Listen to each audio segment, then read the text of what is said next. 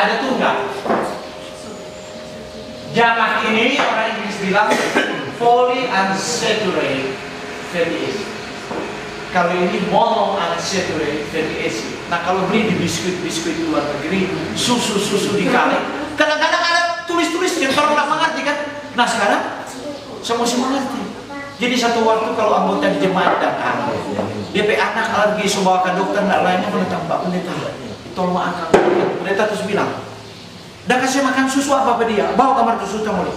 Oh, pantas ada problem, tapi anak mencret terus. Ini dah tulis saturated fatty acid, ini lemak jenuh, ganti dengan susu isomil yang ada tulis unsaturated.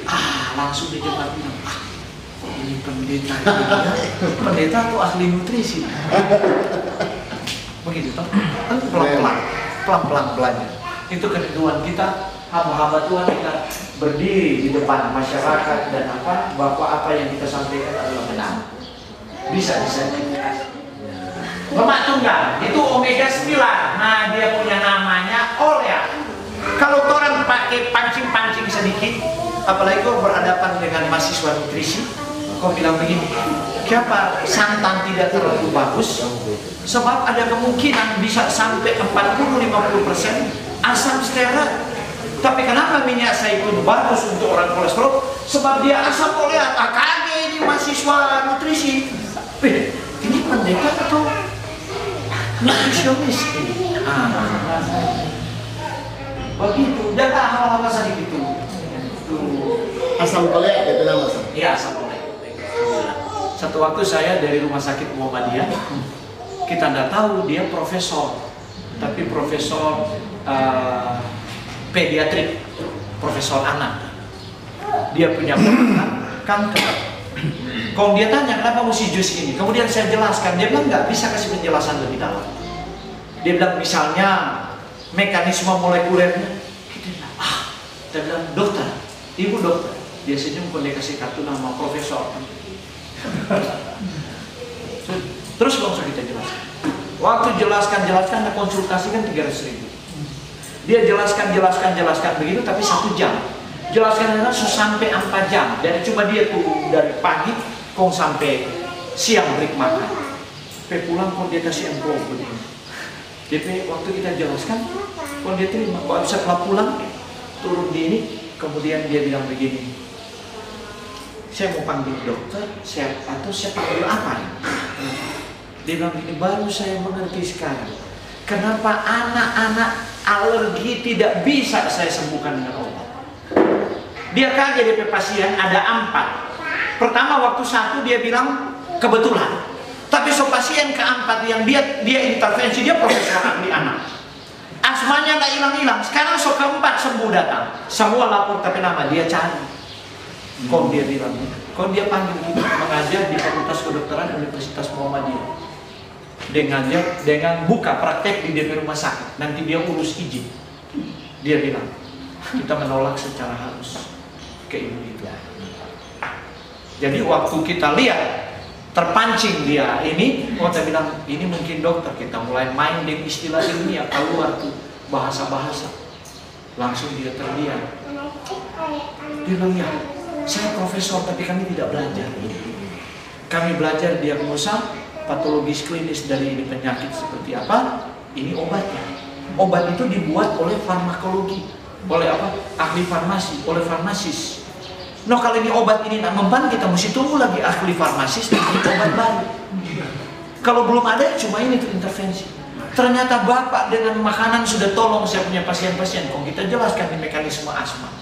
Dia bilang, bapak ini kuliah kedokteran seperti apa? Kok tahu dia punya mekanisme molekuler dari asma? Kenapa kita blok ini prostaglandin,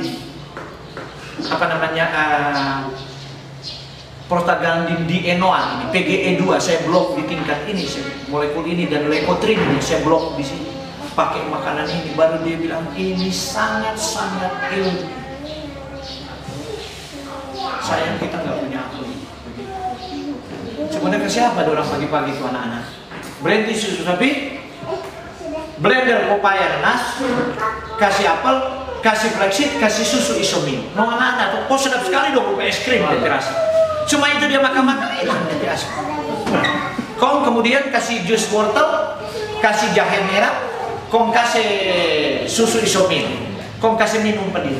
Oh, dia minta ulang lagi ya. Supaya ada rasa teh sedikit-sedikit, kasih jus stroberi saja. Kasih anggur 1 biji. Nah, seperti itu. Nah, dia kan bingung. Ini makanan cuma ini makanan ini bagaimana logikanya bisa sembuhkan? Begitu kan? Nah, ketua dukung ini pekerjaan. Oke, kita lanjut. Polyunsaturated fatty acid lemak jamak itu ada omega 6, namanya linoleat, dan ada gamma alpha linoleat, dan ada arachidonat. Tidak usah hafal tuh nama-nama aneh di tinggi dan itu terdapat di dalam sayuran, jagung, kedelai, wijen, bunga matahari yang ada di Indonesia. Yang ada di Indonesia kita nggak tulis. Mau hafal-hafal lagi safflower dan lain-lain kan.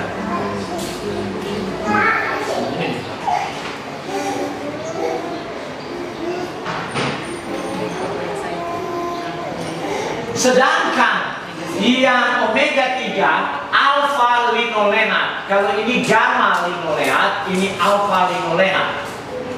Nah, ini ada EPA, DHA, itu flaxseed, hemp, perilla, dan ikan laut dalam. Itu terdapat di situ. Apa peran omega 3 kalau begitu? Peran terbesar omega 3 adalah otak dan jantung. Jadi kita punya pengganti. Tahu ini perilla?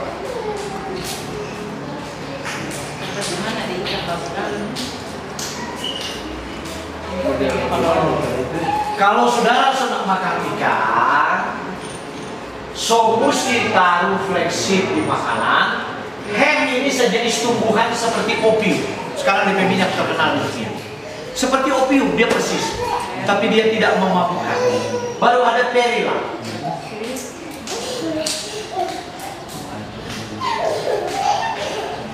Nanti lihat sebentar tuh omega 3 sampai. Nanti ada hal mengejutkan. Tora akan buktikan. Karena itu kita dulu pernah minta ke pendeta di daerah Kota Mobagu. Kita minta ayam utang. Saya minta kita mau kasih kawin dengan ayam segon atau ayam Bangkok, mau ambil dari turunan supaya tahan penyakit kan, mau kasih grass feed, tapi itu rumpu kita tanam, rumpu yang mengandung omega 3 dengan herd di dia makanan, supaya kalau dia bertelur, tuh telur itu punya semua omega 3 dengan dia lain-lain.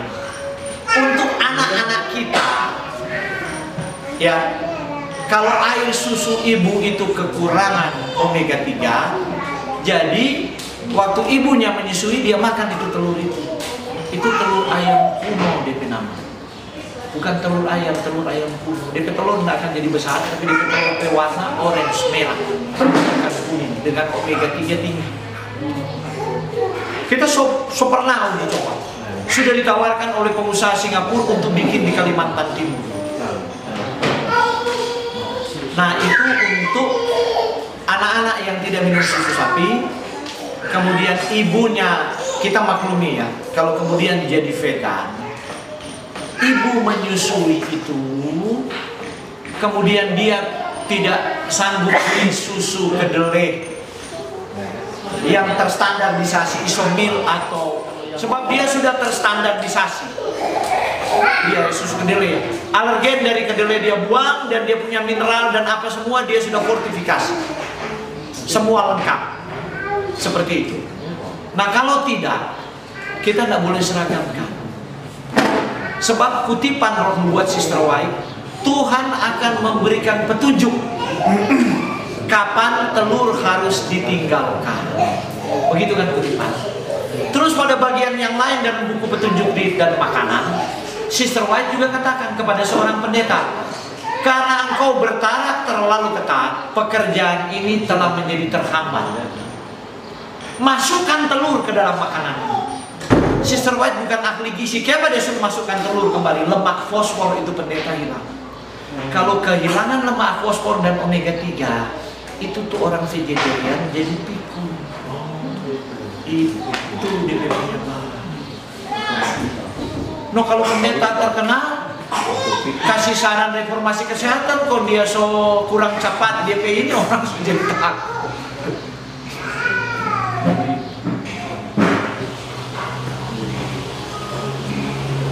Nah, cuma salah juga yang bertahan untuk alasan itu kemudian tidak mau tinggalkan ikan. Nah, kan berarti kita nggak maju-maju dong. Kita sementara berjalan tapi kita tidak maju-maju. Nah, kita reformasi itu bertahap, kita membuat, tetapi harus final, betul toh? Nggak finish. Tempo apa tuh orang mau tinggalkan? Nah, begitu kita harus semakin maju. Itulah sebabnya posisi dari Direktur Kesehatan dari Departemen Kesehatan General Conference, posisi kita adalah lacto vegetarian, mengizinkan minum susu dan makan telur. Itu hanya untuk omega 3 dan B12. Itu aja sebenarnya posisinya, cuma di situ. Kalau kita bisa kasih penggantinya, no problem. Kalau nggak dapat telur ya mesti kasih flaxseed. Magni flaxseed belum bertumbuh di Indonesia. Oh, tapi chia seed sergulen berhasil tumbuhkan. Saya kasih dia sedikit chia seed, kemudian dia tanam bertumbuh. Saya kasih ada satu pendeta di Sumatera, tapi dia belum lapor bertumbuh di Brastagi itu flaxseed. Tapi kalau sudah bisa tumbuh di Indonesia kan, berarti kan kita bisa distribusikan kan dengan harga murah. Jadi kita harus rasional untuk menganjurkan. Karena itu saya anjurkan yang di sidang nanti, kalau ada yang mau ikut reformasi kesehatan, kemudian dia ibu hamil dan ada anak-anak kecil, kita jangan langsung ke strict vegan, mulai dengan lacto ovo. Lihat, nah susunya adalah susu kedelai. Telurnya mesti tahu cari, bukan telur ayam kampung. Sekarang kan banyak kampung modern. Dia gaya hidup Manado, dia tinggal di kampung tuh ayam. Dia tinggal di kampung, baru kasih konsentrat makanan supaya dia cepat besar dan cepat bertelur kan. Itu namanya, saya bilang kalau di Jakarta, dia tinggal di Ciawi itu ayam, tapi gaya hidupnya gaya hidup Jakarta sama dengan di Ketuan. Kondong kurung di kandang, stres juga tuh ayam, percuma saya bilang. Kolesterolnya juga tinggi. Tuh telur ayam yang ada sekarang, ini ayam negeri, ya. Satu butir kolesterolnya bisa 250 mg per sen sampai 380 per butir. Mentok-mentok kolesterol di lab, kolesterol total 200. Bagaimana kalau makan satu butir? Ya, apalagi pagi-pagi telur mata sapi. Kemudian jam 10 pagi ngemil cake, ada invisible egg di dalam. No, kalau cake sadap 6 telur, satu potong berapa telur itu dia, satu telur.